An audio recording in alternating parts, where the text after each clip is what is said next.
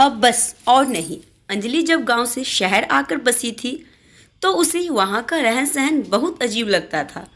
उस रहन सहन में ढलने के लिए अंजलि को बहुत समय लगा।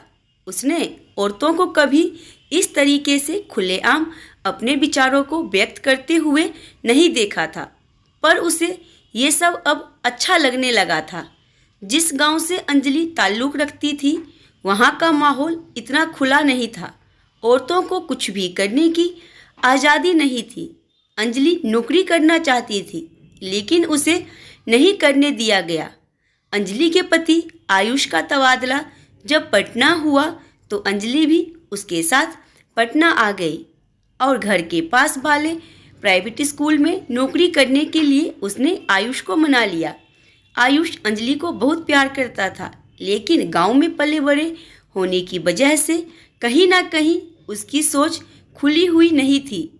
अंजलि खुश थी क्योंकि वो जब स्कूल जाती तो कई अलग अलग लोगों से मिलती, बात करती और खुश रहती थी। अंजलि का एक बेटा था और वो दूसरे स्कूल में पढ़ने जाता था। अंजलि दोपहर को उसे अपने साथ घर ले आती थी और घर का सारा काम करती। फिर शाम को जब आयुष ऑफिस से आ जाता तो तीनों मिलकर डिनर के बाद पास वाले गार्डन में टहलने जाया करते थे।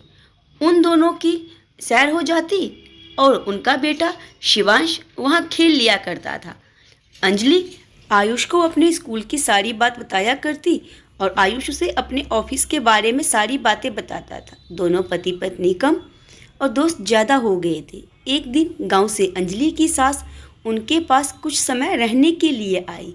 जब उन्होंने वहाँ का रहन सहन देखा तो चीज़ें उनके सहन से बाहर हो गई। 8-9 दिन तक तो उन्होंने खुद पर बहुत कंट्रोल रखा, लेकिन 10वें दिन ही उनसे खुद पर काबू ना रखा गया और उन्होंने आयुष से बात करने की सोची। उन्होंने आयुष से कहा कि तू अच्छी खासी नौकरी कर रहा है तो फिर क्या ज़रूरत है अपनी पत्नी से काम करवाने की, और वैसे भी मैं घर पर अकेले बोर हो जाती हूँ, तो तू अंजलि की नौकरी छुड़वा दे। आयुष को कुछ समझ नहीं आया तो वह बोला, माँ सोचता हूँ, और बोलकर ऑफिस चला गया। अंजलि ने ये सारी बातें सुन ली थी तो उस दिन से उसने माँ जी की हरकतों पर नज़र रखनी शुरू कर दी। एक दिन उसको स्कूल में देर हो रही थी तो उसने अपनी सहेली रिया को बोला कि शिवांश को स्कूल से लेकर घर छोड़ देना, घर पर माँ जी होंगी। रिया ने जब शिवांश को घर छोड़ा तो उसके 1.5 घंटे बाद जब अंजलि स्कूल से वापस आई तो उसने सुना माँ जी शिवांश को कह रही थी कि तू अपनी मम्मी को बोल वो अपनी नौकरी छोड़ दे, फिर तू जब घर आया करेगा तो तुझे मम्मी घर पर ही मिलेगी और खाना भी एकदम गर्मा गर्म मिलेगा। माँ जी की बात सुनकर अंजलि को बहुत गुस्सा आया लेकिन उसने बच्चे के सामने कुछ भी बोलना ठीक नहीं समझा। अगले दिन रात को जब खाना खाकर आयुष और अंजलि सैर के लिए जाने लगी तो माँ जी ने सिर में दर्द को लेकर सारा घर सर पर उठा लिया और उनका जाना कैंसिल हो गया। 3-4 दिनों तक रोज ऐसा ही होता रहा। उनकी सैर पर जाने की आदत छूट गई। अब आयुष भी अंजलि से कटा कटा रहने लगा क्योंकि माँ जी की सेवा करके जब वो कमरे में जाती तो आयुष सो चुका होता और दोनों की आपस में कोई बात नहीं हो पाती थी, ना ही आपस में समय बिता पा रहे थे। शिवांश के बर्थडे वाले दिन केक काटने के बाद आयुष ने अंजलि से कहा कि चलो आज कहीं बाहर खाना खाने चलते हैं, तो माँ जी ने फिर से पेट दर्द का बहाना किया और बोली, आयुष तू शिवांश को घुमा ला, इसका जन्मदिन है, बहू मेरे साथ रुक जाएगी, हम दोनों दलिया खा लेंगे। अंजलि पलटी और बोली, आयुष ऐसा करो तुम माँ जी के पास रुक जाओ और माँ जी के साथ ही खाना खाओ, उन्हें अच्छा लगेगा।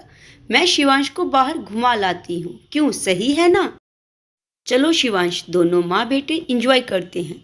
अंजलि की बात सुनकर सब भुचक्के रह गए और अंजलि की तरफ देखने लगे, पर वो बेफिक्र खड़ी थी। अंजलि ने आयुष को कहा कि अब बस और नहीं, और रोज रोज माँ जी के होने वाले पेट दर्द सिर दर्द की वजह शिवांश को मेरी जॉब छुड़वाने वाली बात पर बहकाना और सारा काला चिट्ठा आयुष के सामने अंजलि ने खोलकर रख दिया।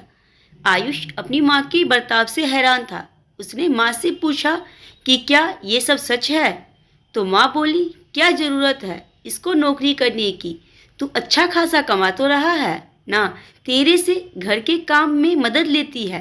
अगर घर में रहेगी तो सारा काम खुद करेगी ना। आयुष ने जवाब दिया, बस करो माँ, ये मेरी मर्जी से नौकरी करती है और इसकी तनख्वाह से हमारे घर खर्च में मदद होती है। तो अगर मैंने इसकी घर के काम में मदद कर भी दिया तो उसमें क्या हर्ज है। दूसरी बात, अगर आप घर पर बोर हो जाती हैं तो सत्संग में जाओ, शिवांश का ख्याल रखो, लेकिन उस बच्चे के मन में गलत बातें मत भरो। आयुष की माँ को अब समझ आ चुका था कि चुप रहने में ही भलाई है। अंजलि आयुष को चुपचाप देख रही थी और मन ही मन उसका धन्यवाद कर रही थी कि उसने अपनी पत्नी को समझा और गलत बात के आगे नहीं झुका। मुझे उम्मीद है कहानी आपको पसंद आई। अगर वीडियो को लाइक, चैनल वीडियो को शेयर जरूर कर।